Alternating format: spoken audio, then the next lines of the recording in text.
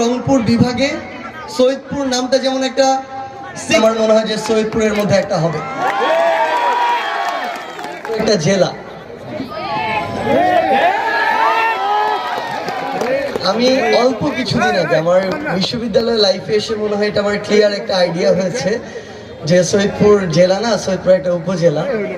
But এটা অস্বীকার করার কোনো উপায় নেই আসলে, যে নীলফামারী আমার এই বিহারি ভাইদের আবাসন সমস্যা সহ অন্যান্য যে সকল সমস্যা রয়েছে আপনারা লিপিবদ্ধ করে আমাকে দিবেন। বাংলাদেশের যতজন উপদেষ্টার কাছে, যতটি মন্ত্রণালয়ের কাছে যাওয়া প্রয়োজন আমি যাব।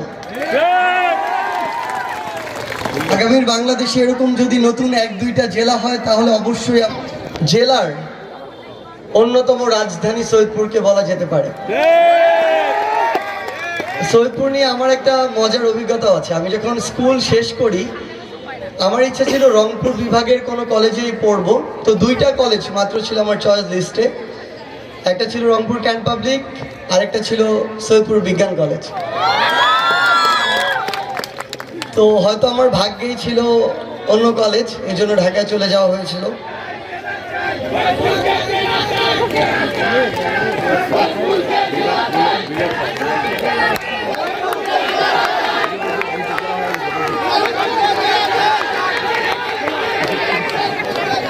আমার যে জিনিসটা মনে হচ্ছে আসলে আপনাদের ভিতরে সৈয়দপুরকে জেলা হিসেবে দেখার যে স্পিরিট, এই স্পিরিটটা যদি আমরা ইউনাইটেড ভাবে দেখাতে পারি তাহলে আগামীর বাংলাদেশে এরকম যদি নতুন 1-2টা জেলা হয় তাহলে অবশ্যই আমার মনে হয় যে সৈয়দপুরের মধ্যে একটা হবে।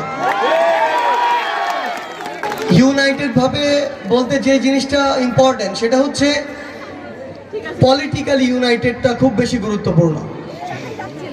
আমাদের ভিতরে বিভিন্ন রাজনৈতিক মত পার্থক্য থাকতে পারে, থাকাটা একদমই স্বাভাবিক এবং এটাই এই বৈচিত্র্যটাই সৌন্দর্য। কিন্তু এটার কারণে গ্রেটার পার্সপেক্টিভে সৈয়দপুরের কোনো স্বার্থে যেন আঘাত না লাগে।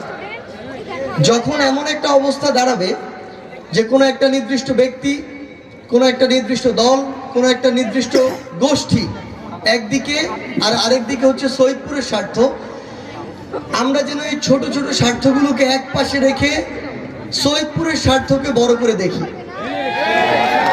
আমরা যদি এই কাজটা করতে পারি তাহলে অলরেডি এই পুরো সিগনিফিকেন্স ক্রিয়েট করে, আমরা বিশ্বাস করি আগামীর বাংলাদেশে এটা করবে। আমি আসলে অল্প কিছুদিন হয়েছে আমার সৈয়দপুরে একটু মাঝে মাঝে আসা হচ্ছে।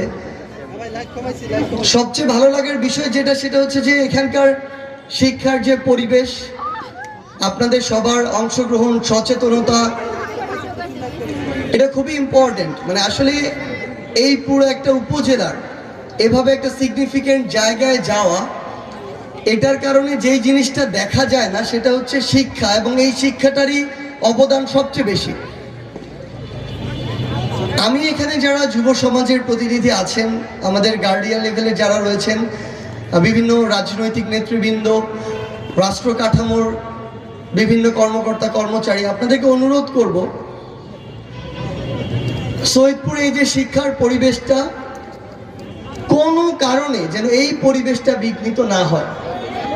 যে কেউ, সে যেই ব্যক্তি হোক না কেন, যদি এমন কোনো কিছু এই সৈয়দপুরে, সেটা বিভিন্নভাবে হতে পারে, হতে পারে কোনো অপসংস্কৃতির মাধ্যমে, হতে পারে মাদকের মাধ্যমে, হতে পারে অন্যান্য এমন কোনো কালচার যেগুলো প্রত্যাশিত নয়, এগুলোর মাধ্যমে যদি এই শিক্ষার পরিবেশকে নষ্ট করার বিন্দুমাত্র অপপ্রয়াস দেখায়, আপনারা ঐক্যবদ্ধভাবে তাদেরকে প্রতিহত করবেন।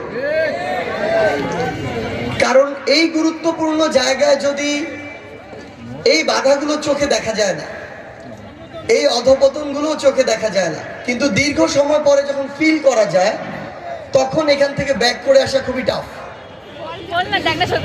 সো শিক্ষা নিয়ে সৈয়দপুরের কাছে আমাদের এই প্রত্যাশা ছিল, এখনো আছে, ভবিষ্যতেও থাকবে। কিন্তু এই স্বল্প সময়ে যে বিশেষ কিছু জিনিস জেনেছি, যে জিনিসগুলো আসলে আমাকে ব্যথিত করেছে। আমি কিছুদিন আগে যখন এখান থেকে আমার বাড়িতে একটা গাড়িতে করে যাচ্ছিলাম, আমার সাথে একজন ভাইয়ের কথা হচ্ছিল। ভাই প্রথমে যে কথাটি আমাকে বলছিল যে ভাই আমরা আমাদের পূর্ববর্তী প্রজন্ম এখানে যুগের পর যুগ ধরে বসবাস করি, আমরা আসলে বিহারি, কিন্তু এখানে আমাদের যেভাবে বসবাস করতে হয় এভাবে একজন সাধারণ মানুষ আসলে বাংলাদেশে বসবাস করে না। সবচেয়ে গুরুত্বপূর্ণ বিষয় হচ্ছে যারা বাংলাদেশের একজন নাগরিক, যাদের ভোটাধিকার রয়েছে, একই দেশে একই উপজেলায় তারা এভাবে কষ্ট করে দুর্দশাগ্রস্ত জীবন যাপন করবে, এটা কিন্তু সৈয়দপুরের যে ইমেজ সেই ইমেজের প্রতিনিধিত্ব করে না। আমি আপনাদের সবাইকে অনুরোধ করব, এই অন্তর্বর্তীকালীন সরকারের এবং বৈষম্য বিরোধী ছাত্র আন্দোলন বলি, জাতীয় নাগরিক কমিটি বলি, কিংবা এই 24-এর অভ্যুত্থানের একজন হিসেবে আপনাদেরকে কথা দিয়ে যাই, এই অন্তর্বর্তীকালীন সরকারের সময়ে আমার এই বিহারি ভাইদের আবাসন সমস্যা সহ অন্যান্য যে সকল সমস্যা রয়েছে আপনারা লিপিবদ্ধ করে আমাকে দিবেন। বাংলাদেশের যতজন উপদেষ্টার কাছে, যতটি মন্ত্রণালয়ের কাছে যাওয়া প্রয়োজন আমি যাব। তবে যখন এই উন্নয়নমূলক কাজগুলো সামনের দিকে আগাবে, আমরা যেন কোনো ছোট বড় স্বার্থকে সামনে রেখে ওই উন্নয়নমূলক কাজগুলোর বাধা হয়ে না দাঁড়াই।